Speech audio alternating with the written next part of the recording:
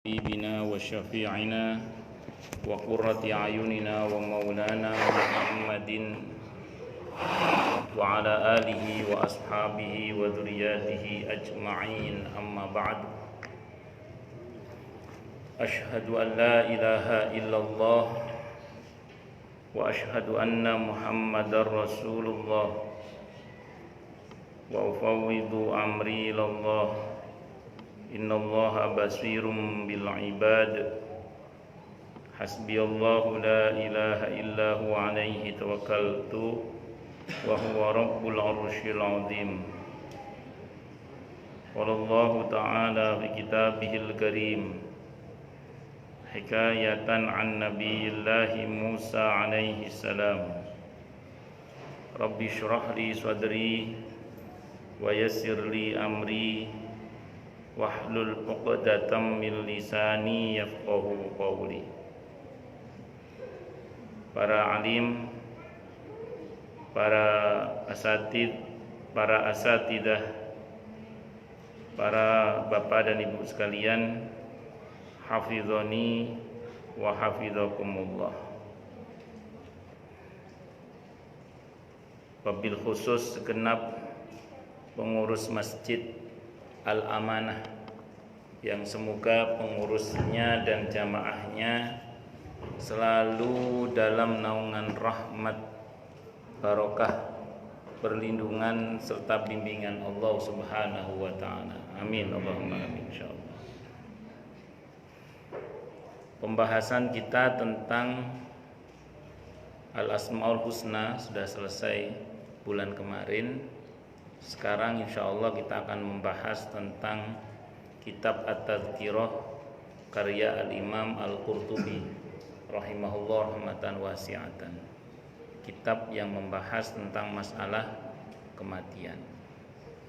Cuman karena saya berangkat dari pagi, dari kuliah subuh, jadi ini enggak bawa kitabnya. Tapi saya sampaikan muqaddimahnya, prolognya, intisari dari kitab itu. Nanti di pertemuan yang akan datang insya Allah kita akan bahas bab per babnya insya Allah. Ini baru prolognya, prolog tentang kitab At-Tadhkirah karya Al-Imam Al-Qurtubi.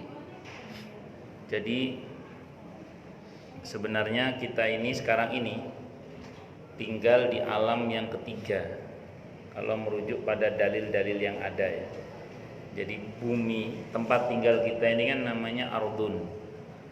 Saya ulang ya, tempat tinggal kita ini namanya apa? Ardun, bumi. Nah, bumi ini punya sifat. Sifat kehidupannya namanya dunia. Sifat kehidupannya namanya apa? Dunia. Dunia itu dari kata dana, artinya pendek sebentar. Artinya pendek sebentar. Artinya mau atau tidak mau, suka atau tidak suka, dengan senang hati atau terpaksa, kita harus lanjut ke alam berikutnya. Nah, sebelum kita tinggal di ardun ini, kita berada di alam namanya alam rahim. Tinggal di alam namanya alam rahim. Nah, sebelum rahim itu kita berada di alam namanya alam azali. Alam azali itu alam di mana kita berupa ruh saja, nggak punya badan. Jadi kita berupa ruh saja tanpa badan. Saat itu ketika kita berupa ruh tanpa badan itu, kita hendak dikirim oleh Allah ke rahim ibu kita. Dalam hadis Bukhari Muslim, saat itu sebagai janin kita di rahim ibu kita berusia 40 kali 3 atau 120 hari. Saat itulah kemudian ruh kita dikirim oleh Allah ke rahim ibu kita. Dan proses pengiriman ruh ke alam rahim itu diabadikan oleh Allah. Kisahnya, informasinya maksud saya di surah Al-A'raf ayat 172 itu. Alastu birabbikum qalu bala syahidna. Bukankah aku ini adalah Tuhan kalian? Maka ruh itu menjawab, benar, kami menjadi saksi. Jadi itu pertama kali ruh punya badan. pertama kali roh punya badan. dan badan di rahim ibu kita itu kita pakai sampai sekarang ini. Jadi badan di rahim ibu kita itu kita pakai sampai sekarang ini di alam dunia ini. Dan badan yang ada di rahim ibu kita itu dibentuk oleh Allah berdasar informasi genetika kedua orang tua kita. Kalau bahasanya orang biologi itu 23 kromosom ayah dan 23 kromosom ibu. Jadinya kita ini, yang badan ini kita pakai sampai sekarang ini. Yang badan ini kita pakai sampai sekarang ini. Nah, dalam perjalanan waktu yang tentu tidak lama, karena dunia namanya juga dunia. Ardun, tempat tinggal kita namanya ardun, bumi. Terus kemudian sifat kehidupannya namanya dunia. Dunia dari kata dana artinya pendek sebentar. Karena pendek sebentar berarti kita harus lanjut ke alam berikutnya. Perpindahan dari alam dunia menuju ke alam barzakh itu prosesnya namanya sakaratul maut. Apa namanya? Sakaratul maut. Sakaratul maut itu dari kata sakaro, artinya mabok, teler. Al-Imam Hujjatul Islam Syekh Abu Hamid Muhammad bin Muhammad Al-Ghazali rahimahullah rahmatan wasi'atan, beliau mengatakan bahwa keberadaan orang ketika mau mati atau sakaratul maut itu seperti orang yang mengigau. Apa yang diigaukan orang ketika tidur? Kebiasaan dia semasa bangun. Apa yang diigaukan orang menjelang kematiannya? Kebiasaan dia semasa hidup. Maka statement ulama ini dikuatkan oleh hasil penelitian ilmiah yang mengatakan bahwa kadar IQ seseorang menjelang kematiannya itu bisa sampai di bawah kadar IQ-nya orang yang idiot. Jadi betul-betul di bawah sadar. Makanya mumpung masih hidup ini kita ringankan lisan dan hati untuk mengucapkan yang baik-baik agar nanti di akhir hayat kita yang keluar lisan terakhir itu di lisan kita adalah kalimat yang baik, terutama kalimat thayyibah la ilaha illallah, sehingga dakhalal jannah. Semoga itu akhir ucapan kita ya. Amin Allahumma amin insyaallah. Para jamaah sekalian, hafizani wa hafizakumullah. Terjadinya sakaratul maut itu tidak terjadi begitu saja. Kalau kita yang hidup melihat orang yang mati, terkadang kesannya mendadak. Ada orang pagi masih nganter istrinya ke pasar, sore meninggal dunia. Ada orang kemarin masih ketemu ngobrol, sekarang dapat kabar meninggal dunia. Ada orang kapan hari masih ketemu kita, tahu-tahu meninggal dunia. Saya takziah beberapa orang itu macam-macam ceritanya. Ada yang memasukkan mobilnya ke garasi mobil itu, mobilnya masuk, orangnya nggak keluar lagi, meninggal dunia. Ada jamaah saya itu istrinya itu masih sehat, sore itu masih olahraga, malam tidur ya masih sehat. Berarti nggak ada penyakit, nggak ada masalah apa-apalah. Tahu-tahu malam, tengah malam terbangun, terjaga, suaminya juga kaget ada apa, ternyata nggak lama setelah terbangun itu meninggal dunia. Macam-macam. Jadi dosen saya, dosen bahasa Arab, di tengah-tengah ngajar bahasa Arab meninggal dunia. Macam-macam ceritanya. Nah, itu bagi kita yang melihat terkesan seolah-olah mendadak. Tapi bagi yang meninggal sendiri itu nggak mendadak sebenarnya. Jadi bagi yang meninggal sendiri itu nggak mendadak. Mendadak itu menurut kita yang melihat. Tapi bagi yang meninggal sendiri itu tidak mendadak. Dalam sebuah hadis riwayat Ahmad, Abu Dawud, Ibnu Majah, kata para ulama ini hadisnya sahih dari semua jalur periwayatannya. Itu mengatakan bahwa sebelum malaikat maut turun, itu ada malaikat pendahulu yang turun. Di sebelum malaikat mau turun, ada malaikat pendahulu yang turun. Yang malaikat pendahulu itu di kalangan manusia hanya diketahui oleh orang yang mau meninggal saja. Yang bisa melihat malaikat pendahulu yang turun itu hanya orang yang mau meninggal saja. Dan kata Nabi Aukamakal, keberadaan malaikat itu sejauh mata memandang. Keberadaan malaikat itu sejauh mata memandang. Makanya nanti kalau bapak-bapak pulang, kok di rumah banyak orang, istri nggak ngeliat, ya siap-siap aja lah. Tentu saya doakan semoga Anda semua, kita semua dianugerahi oleh Allah panjang umur yang mubarakah sehat walafiat. Amin. Allahumma amin insyaallah. Jadi saya ulang sekali lagi ya. Ada memang malaikat pendahulu yang Allah kirim. Kalau dia yang mau mati itu orang yang baik, rombongan malaikatnya malaikat rahmat. Kata Imam Ghazali dalam kitab Kasyfu Ulumil Akhirah, beliau mengatakan rombongan malaikatnya namanya Salsail. Kalau orang yang baik, SOP-nya wajib mengucap salam. Assalamualaikum, permisi dulu. Malaikat rahmat ini tugasnya apa? Membantu yang bersangkutan untuk husnul khatimah.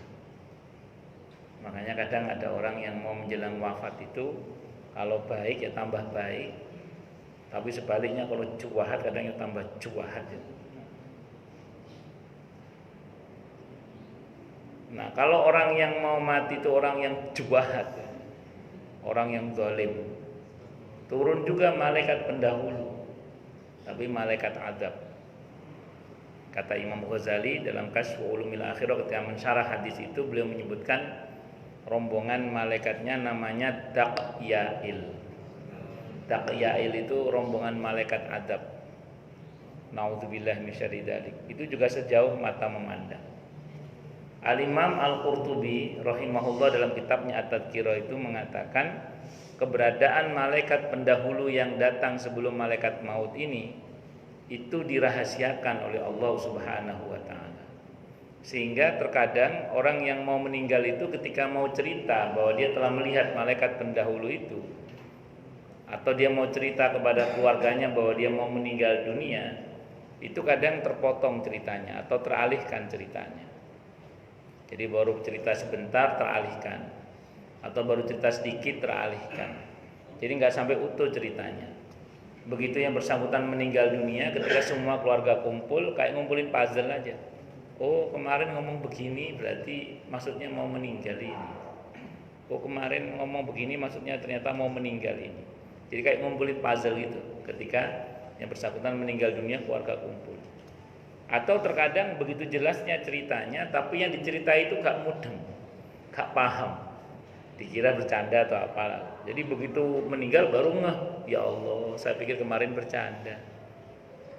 Nah, jadi begitu meninggal baru ngeh. Nah, setelah sekian waktu malaikat rahmat, malaikat pendahulu maksud saya itu menemani orang yang mau meninggal dunia itu, sampailah ajalnya. Ajalnya itu turun, saat itulah malaikat maut turun. Saat itulah malaikat maut turun. Jumlahnya 3. Malaikatnya itu jumlahnya 3. Versi hadis riwayat Ahmad. Nanti ada riwayat yang lain menyebutkan 2.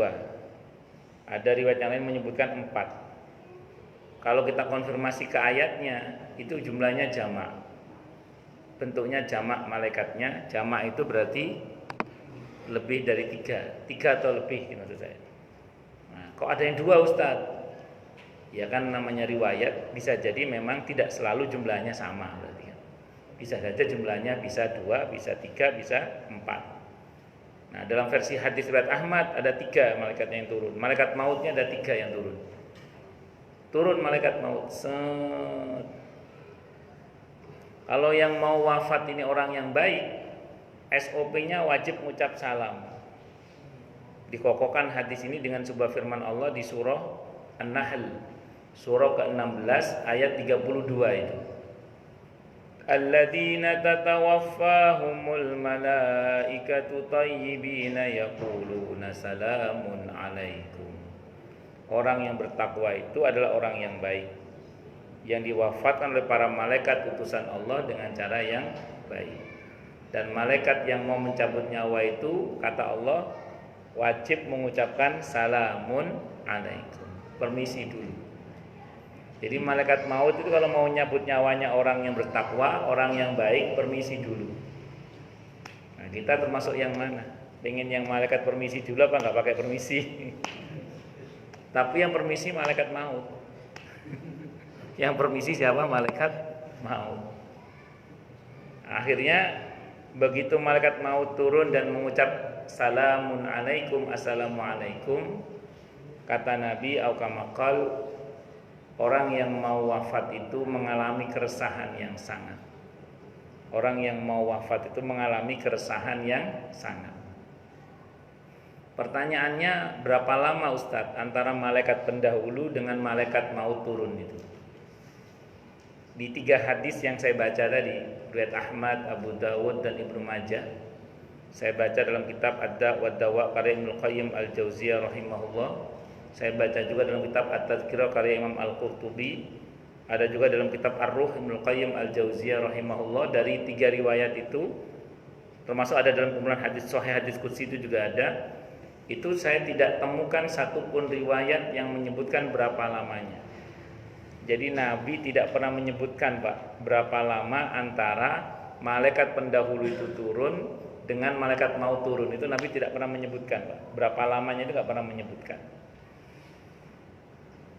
Nah, ini hikmahnya apa kira-kira ini? Supaya kita selalu siap-siap Pak. Supaya kita selalu siap-siap.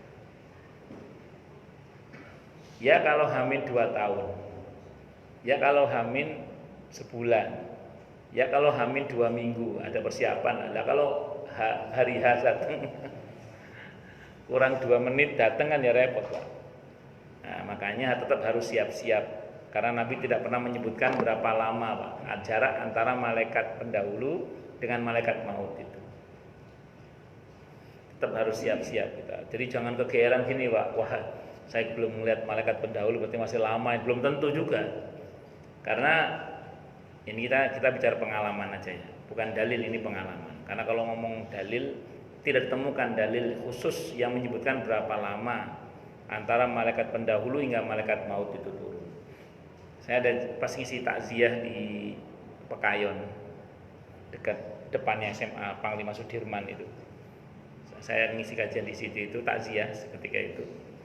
Ketika saya ceramah begini ini, tidak lama anaknya menemui saya. Anaknya yang perempuan itu menemui saya. Dia bilang, Ustadz, saya baru ingat Ustadz. Ingat apa Mbak? Saya baru ingat 2 tahun yang lalu Ustadz. 2 tahun yang lalu Mama itu beli kain kafan Ustadz. Dia bilang, Kak, ini insya Allah kain kafan buat Mama. Nanti Mama kalau meninggal Kak, jenazahnya taruh di sana Kak. Nanti dimandikan di sana, nanti disolatkan di sana Kak, dimakamkan di sana. Itu yang Mama bilang 2 tahun yang lalu Ustadz, saya baru ingat sekarang Ustadz. Itu benar semua Ustadz. Itu kain kafan akhirnya buat Mama. Jenazah Mama taruh disemayamkan di tempat di mana Mama sebutkan, dimandikan di tempat di mana Mama sebutkan, disolatkan di mana Mama sebutkan, dan dimakamkan di mana Mama sebutkan Ustadz. Itu baru ingat saya Ustadz, 2 tahun yang lalu Ustadz ngomongnya itu. Jadi kalau perkiraan memang itu tanda malaikat pendahulu datang, jadi ada Pak yang 2 tahun sebelumnya datang itu ada. Kalau memang itu mau kita konfirmasi dengan hadis tadi Pak ya. Nah ada juga jamaah saya orang Senturi depan Goro itu Pak. Nah itu sebulan sebelum meninggal telepon saya, Ustadz main ke rumah dong. Ngapain Pak? Kita ngobrol soal kematian Ustadz, buat persiapan saya meninggal dunia. Kita ngobrol Pak tentang kematian. Sebulan kemudian meninggal dunia. Nah, jadi ada yang sebulan juga Pak. Yang 2 minggu juga ada, orang sosro 2 minggu sebelum kematiannya ngobrol dengan saya. Dia meresahkan tentang dirinya dan kematian, sementara anak-anaknya dia merasa masih kecil-kecil. Itu 2 minggu Pak, setelah itu meninggal dunia. Jadi macam-macam. Makanya kita ini Jangan sok mentang-mentang wah iki malaikat pendahulu belum muncul berarti masih lama ini. Nah, jangan gitu. Tetap kita harus selalu siap-siap dalam menghadapi kematian. Kita teruskan ya. Nah, begitu malaikat maut itu turun, maka orang yang mau meninggal ini mengalami keresahan yang sangat, kata Nabi kita Muhammad sallallahu alaihi wasallam. Keresahan yang pertama itu tentang keluarga yang mau ditinggal. Saya ulang ya, keresahan yang pertama tentang keluarga yang mau ditinggal. Keresahan yang kedua itu tentang kemana setelah ini dia akan pergi. Jadi yang pertama keresahan tentang keluarga yang mau dia tinggalkan, dan yang kedua kemana dia akan pergi setelah ini. Itu keresahannya. Yang dirinci oleh Nabi kita Muhammad sallallahu alaihi wasallam dalam riwayat Ahmad terutama, itu disebutkan tentang anak-anak. Kalau dia punya anak terutama tentang anak-anak. Yang diresahkan itu terutama tentang anak-anak. Kalau dia punya anak ya terutama tentang anak-anak. Ada juga riwayat yang menyebutkan tapi porsinya kecil Pak, tentang pasangan. Nah, jadi meresahkan tentang pasangan yang mau ditinggalkan itu juga ada. Cuman porsinya kecil. Yang paling banyak itu porsinya tentang anak-anak. Anak-anak yang mau dia tinggalkan. Nah, dalam keresahan yang sangat itu menjelang meninggal, belum dicabut nyawanya itu, masih dalam belum dicabut nyawanya, baru melihat malaikat maut turun itu. Maka kalau dia orang yang baik, kata Nabi Okamakal dalam hadis itu dijawab Pak, keresahannya dijawab. Keresahannya orang yang mau mati ini dijawab. Kalau dia orang yang baik. Saya jadi kalau ngomong begini ingat ketika saya takziah, ketika saya ceramah begini juga, itu anaknya cerita sama saya. Oh pantas Ustaz katanya, ayah sebelum meninggal dunia sore itu telepon teman-temannya Ustaz, titip anak saya ya. Menjelang meninggal itu bapaknya telepon teman-temannya, titip anak saya ya, titip anak saya, titip anak, telepon teman-teman, titip anak saya, titip anak saya. Kakaknya santri saya ketika kecelakaan menjelang meninggal dunia, itu yang diteriakkan adalah titip anak saya, titip anak saya, titip anak saya. Jadi yang diresahkan itu tentang anak-anak porsinya sangat besar. Nah, kalau dia orang yang baik, kata Nabi Aukamakal, keresahannya itu dijawab oleh Allah, oleh para malaikat, dijawab oleh para malaikat. Apa jawaban para malaikat? Yang di versi riwayat Ahmad itu dikatakan Aukamakal, Anda jangan khawatir, keberadaan anak-anak Anda nasibnya itu akan diperbaiki oleh Allah karena kebaikan Anda.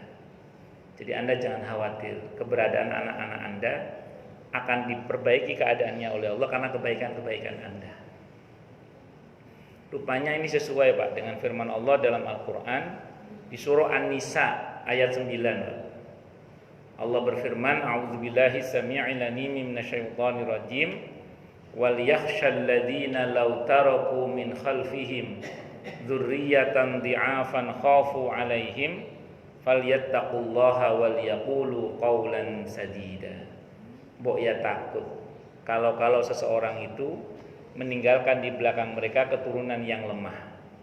Jadi kita ini disuruh mengantisipasi Pak, jangan sampai keturunan kita itu di belakang itu lemah ilmu, lemah iman, lemah ekonomi, lemah segala-galanya. Nah, supaya enggak lemah kata Allah, mbok ya bertakwa kepada Allah dan berkata yang benar. Nah, jadi sedikit banyak Pak laku takwa kita kepada Allah, sedikit banyak kejujuran kita dalam berkata dan bertindak, itu berdampak positif pada perbaikan nasib anak-anak kita. Nah, makanya orang tadi begitu jawab keresahannya tentang anak-anak, dia tenang dengan setenang-tenangnya. Masalahnya adalah muncul keresahan yang kedua.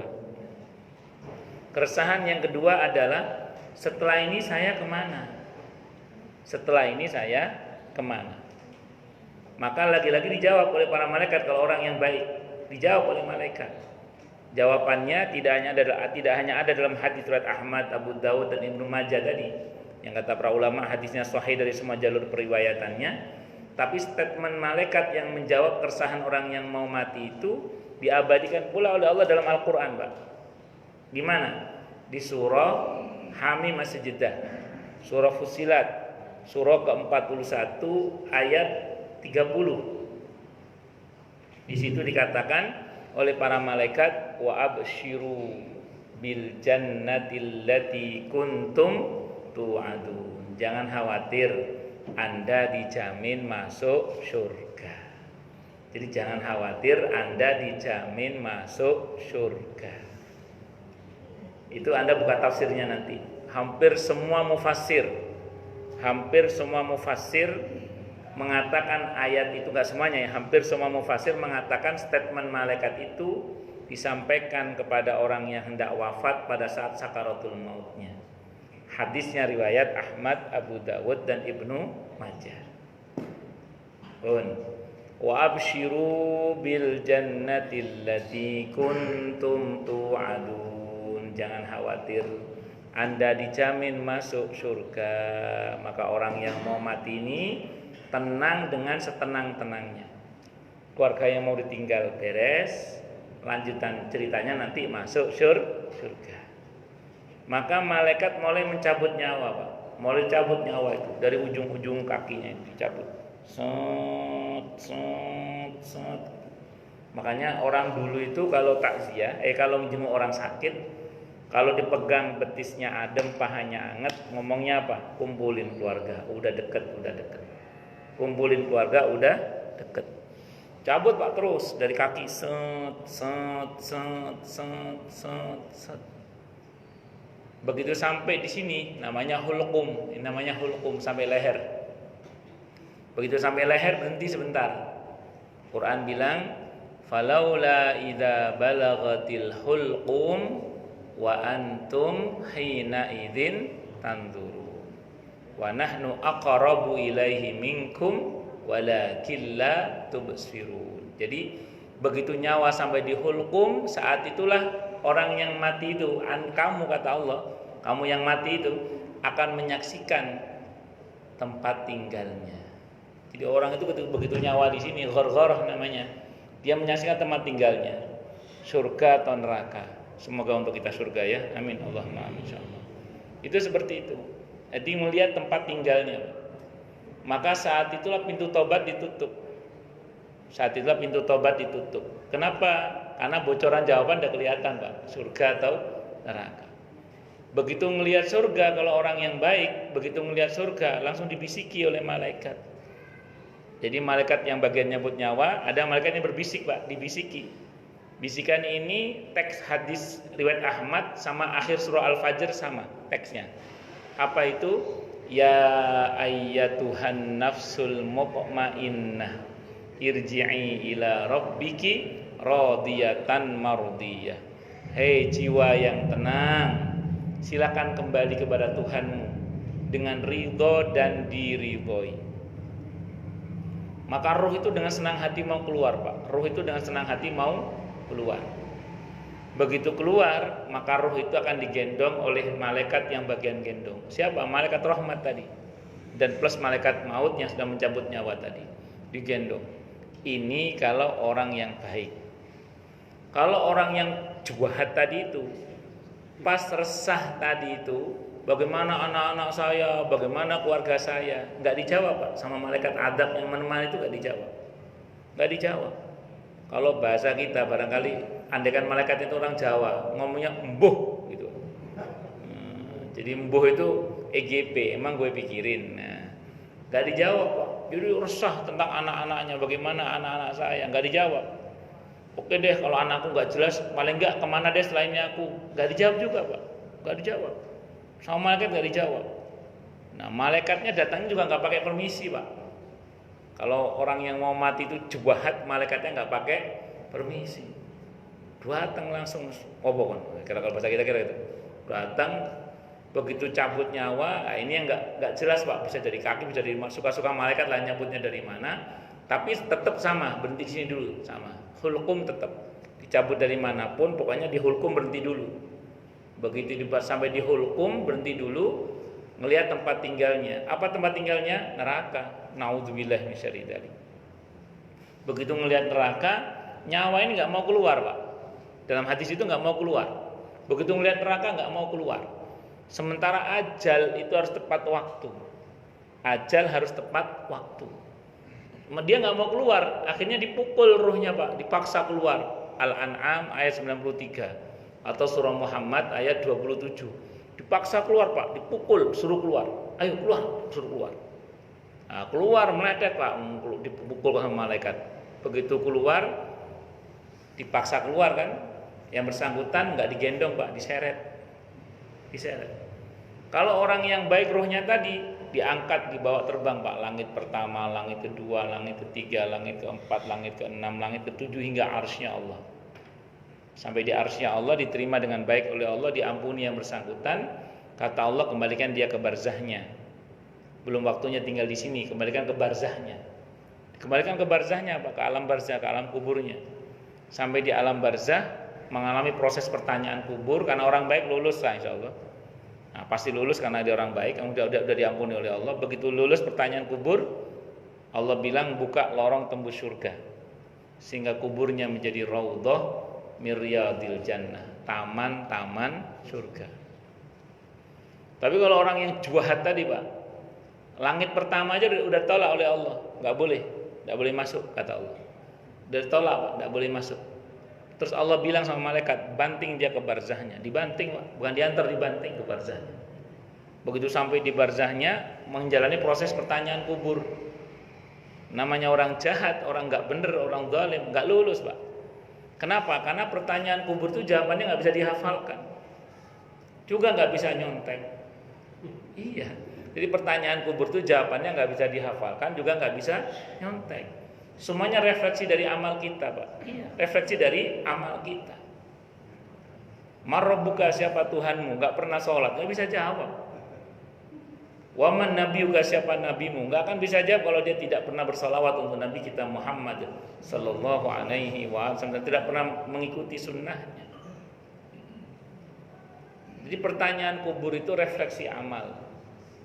Nggak bisa dihafalkan, juga nggak bisa nyontek. Emang ada nyontek Ustaz? Ada. Saya ketika tahun 2005 masuk Jakarta itu, ada masyarakat Jakarta tertentu itu nanya ke saya, Ustaz, di sini ada kebiasaan kalau mau mati, seorang orang tua itu bilang sama anaknya, Tong, ininya mau mati, tulisin di jawaban kubur. Buat apanya? Buat nyontek. Nah itu ada yang begitu itu.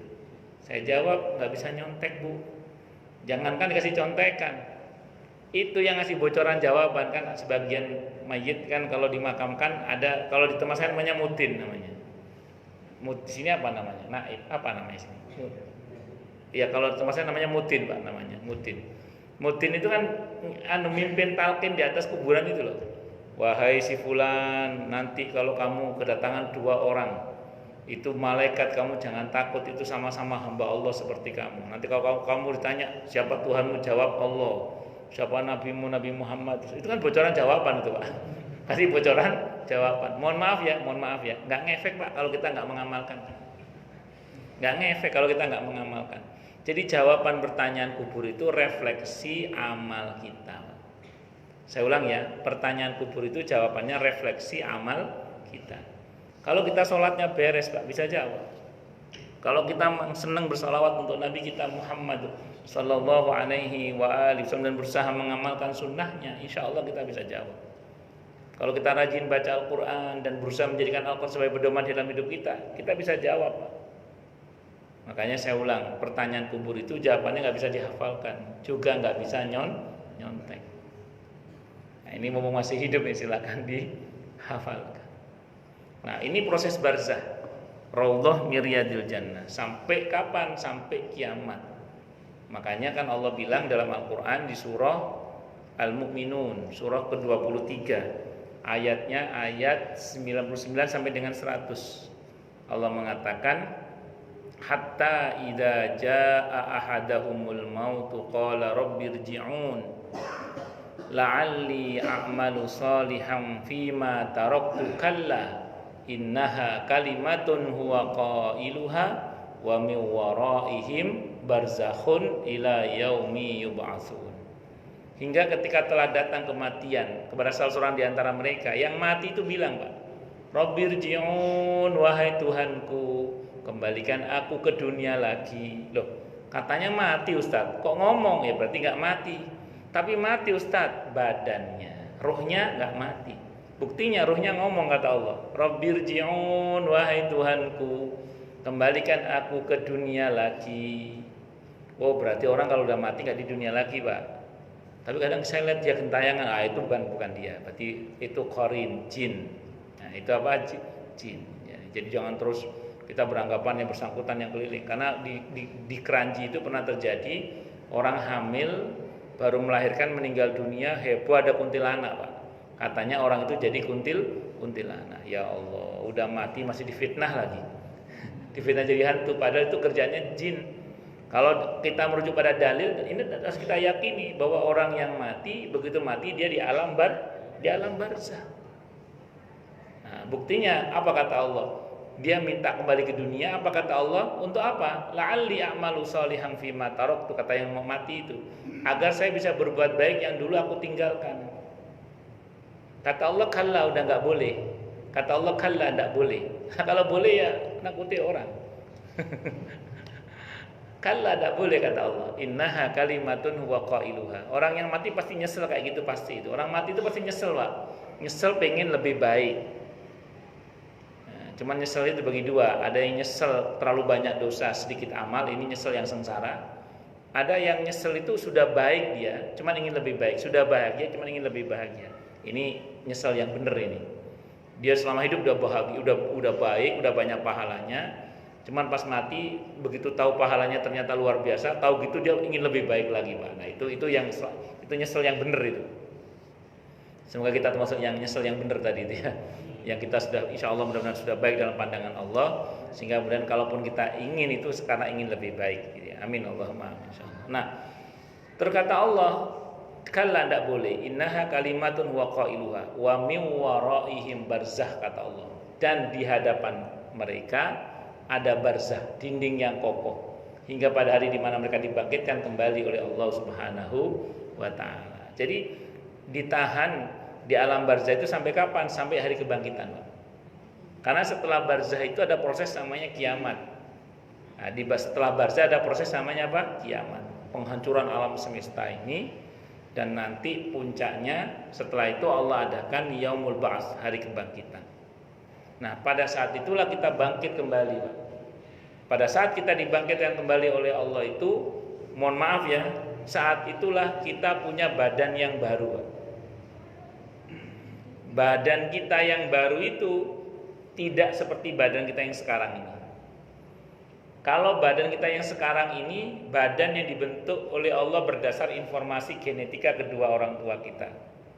Tapi kalau badan kita yang baru nanti, Pak, dibentuk oleh Allah berdasar informasi amal kita.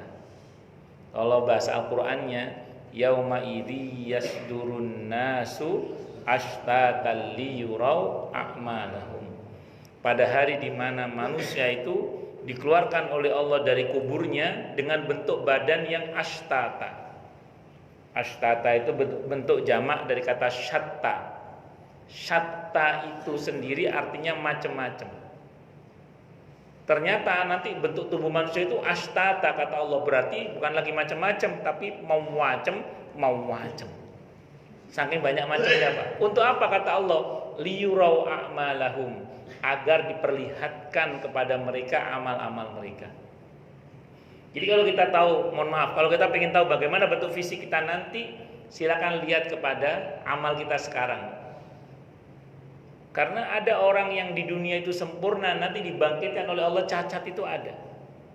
Ada beberapa ayat yang menunjukkan itu. Salah satu contoh yang eksplisit Allah sebutkan ada dalam surat Toha ayat 124 sampai 126 itu.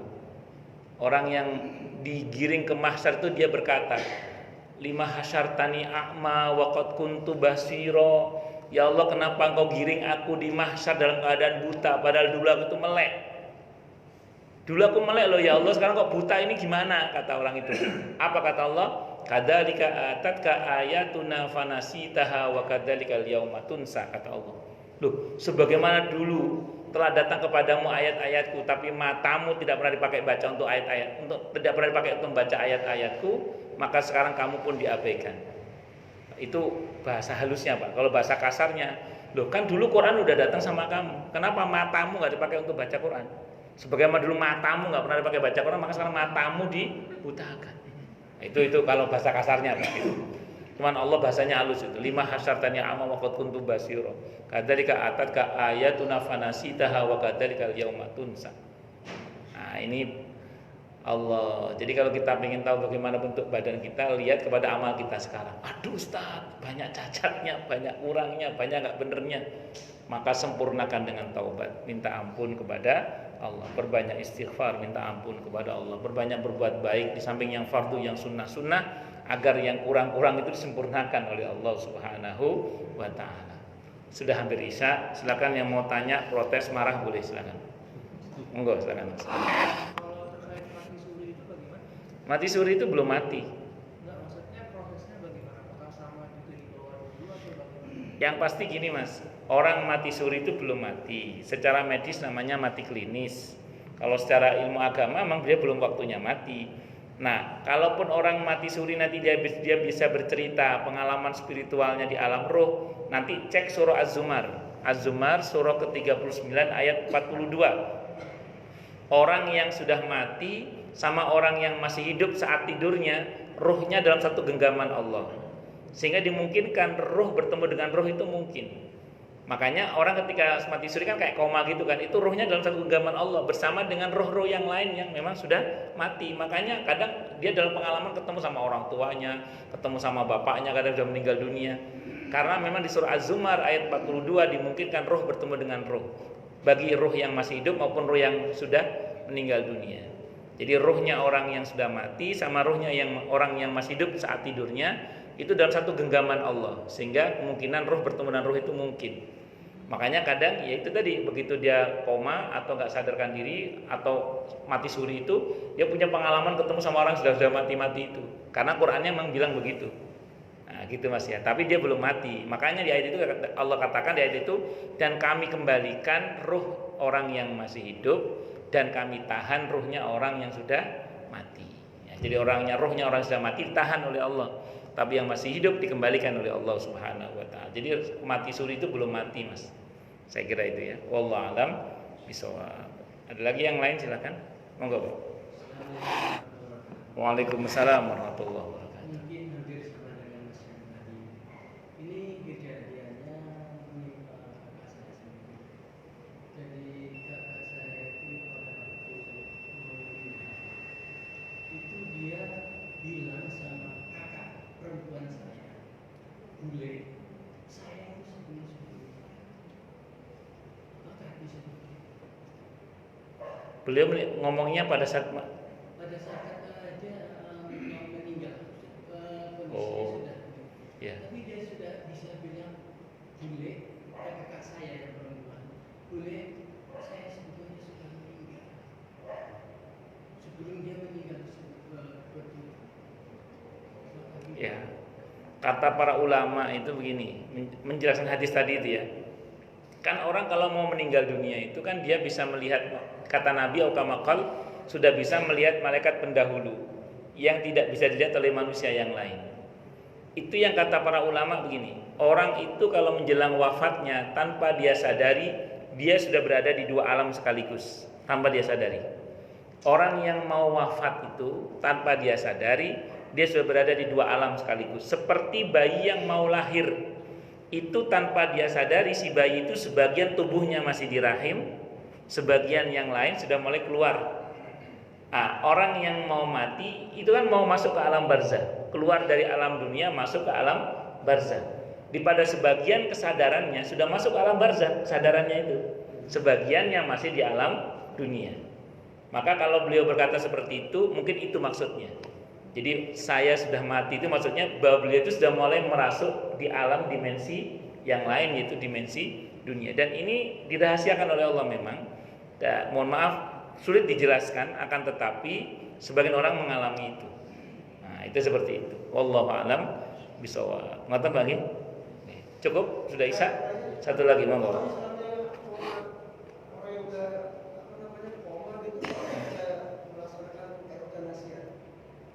Eutanasia.